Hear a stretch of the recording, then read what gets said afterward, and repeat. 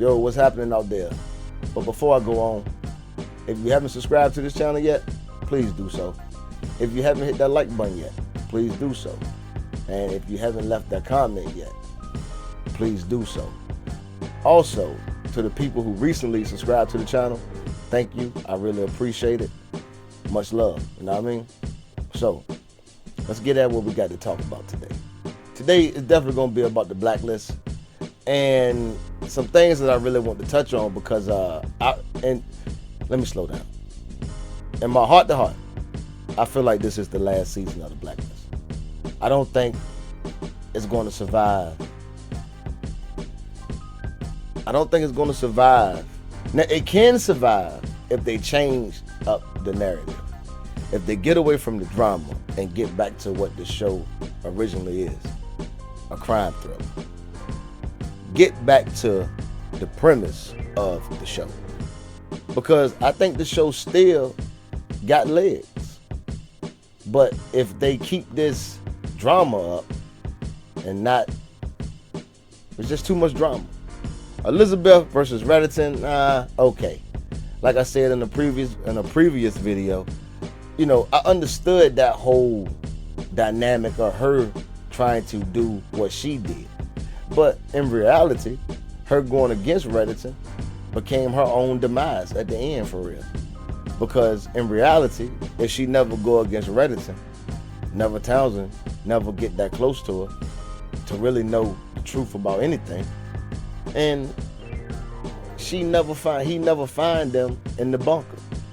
So not making this about Elizabeth King death, but in reality, I mean, if you look at it, you know, with a clear perspective, she really got herself killed. Because the same people that she was working with end up being the ones that taking her out at the end of the day. So that's Elizabeth's story. For them to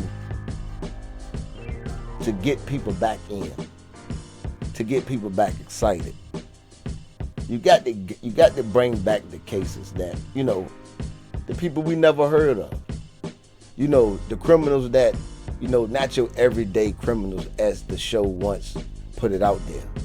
You know, the criminals that you don't see, the ones that making all the fuss, making all the noise. You know, that what made the show great. Not this drama, not this her and Charlene, something that happened all the way in season 3, like season 2, season 3, like, come on. And the views are down. I mean, the audience is just not there. No, I don't think, if you've been watching this show, how long I've been watching this show, so basically you'll understand where I'm coming from. Like, every Friday or whatever the show used to come on, Thursdays, Fridays, I can't remember. But when it used to come on, like, you used to be excited. Like, what's gonna happen next? Like the show used to keep you on the edge of your seat, man. Like, for that 45 minutes to that hour, you are glued. You don't want to miss anything. It had that 24 kind of feel to it when it first came out, because, man, when 24 first jumped on the scene, like, people probably didn't really catch it the first season, but that second season, though, man, 24 took off. And 24 was like that until, like I say, it's like the writing just, and that's what I think happened with 24. And this is not even about 24. This is about the Blacklist. But 24 was good. Like I said, it's like that last season. And then when they went away from Jack Bauer, it was like, okay, like, you know, and kudos to the dude who, you know, who got that gig, who got that role. You know, congratulations. But I knew from being a fan of 24, like, the audience, they got so used to seeing Jack Bauer. Like, you know, it's like, how can you take away Jack Bauer, but you still got 24? 24 can't stand without Jack Bauer. And that's what I'm saying about the Blacklist. The Blacklist can't stand without what the show was foundationally built on. Like, the purpose of the show, the reason of the show, everything behind the show. So, like I said, like they just got to get back to the basics, man. Like sit down, get away from what you think we want to see or want to know or what you're trying to hide, and get back to being creative with the cases. Like when Reddington gave you a case in season 1, season 2, season 3, like, you know, season, like the casework was like what made the show. Even when they slid in the little what's the episode I'm talking about, y'all? The one that threw everybody off that we really didn't understand, including myself, after I saw it. Thought it was a real good episode, but I'm like, what's this all about? Kate May.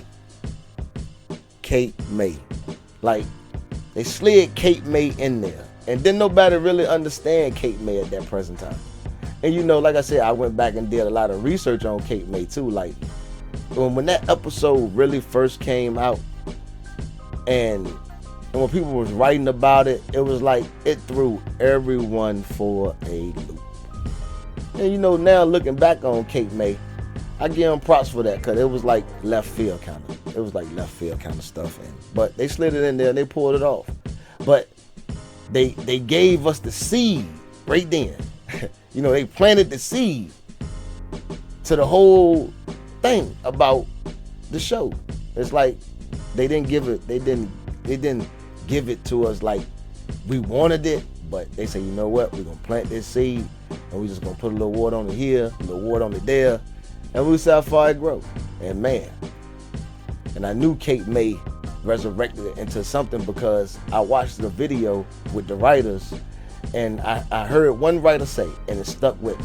He said, man, I just can't stop going back to Kate May. And that meant something to me. And I'm like, well, why he say he can't keep going back to Kate May? So when they kept going back to Kate May, hell, I kept going back to Kate May, because I wanted to find out what got this writer, unless he wrote that episode, or unless he was in on that episode, but what got this one particular writer? Because didn't nobody else really say anything about Kate May. But it was just one particular writer. So he kept going, I keep going back to Kate May. And I say, damn, he keep going back to Kate May.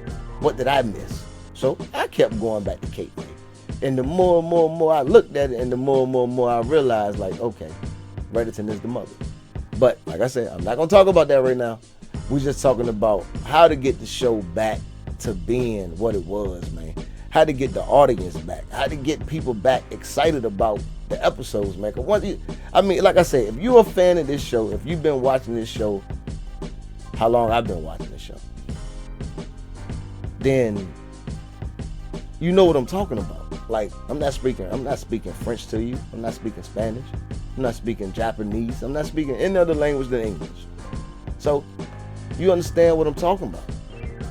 And then if I am talking to you in a different language, and you know, and you can understand me in a different language, you know what I'm talking about too. Because we here. We right here. We got it.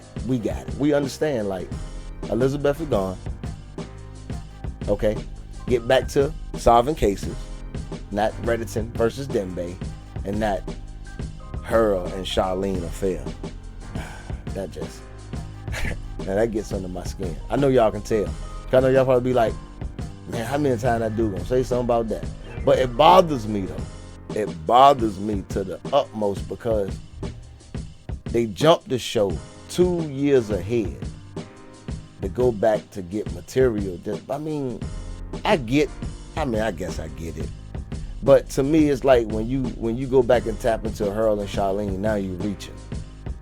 And like I said in previous videos, like, if you really wanted to bring, you know, some of her backstory in, like, why didn't you get some of the military stuff? Like, tell his life story. You know, get away from that Charlene. Like, if you really want to get us interested in her, like, get into his backstory. Like, who is this guy for real? Like, we know how he got the position that he got. He had to swallow something, he did. We know that. But I'm just saying, you know, tell a little bit of that story, because it's so many stories to tell besides trying to tell a fair story. But I'm not going to take up too much of y'all time. If I did, I do apologize. Thank you. I appreciate it. And to all the new subscribers, Man, I really appreciate it. And thank you to the people who've been leaving comments. I really appreciate it. Man, Happy New Year. I hope everybody enjoy their holidays and stay safe. That's the best I can say. And on that note, if you haven't subscribed to the channel yet, please do so. If you haven't hit that like button yet, please do so. And if you haven't left that comment yet, please do so. And on that note, it's your boy, The Gov, and I'm out.